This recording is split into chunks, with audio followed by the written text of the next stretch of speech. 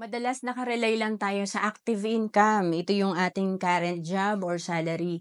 Pero alam mo ba na pwede rin tayo magkaroon ng passive income or portfolio income pag tayo ay nagnegosyo at nag-invest. Kaya kung naghahanap ka kung saan ka ba pwede mag-invest para kumita ka ng passive income, pwede ka mag-start dito sa level 1 investing.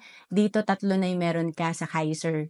Meron ka ditong investment, healthcare at life insurance. Mag-sample tayo, halimbawa, ang hinuhulog mo sa Kaiser ay 30,000 per year. Ang Kaiser ay 7 years to pay or one-time payment. And sa total na hinulog mo na 210,000 for 7 years, ang projection nito after 20 years ay 583,000.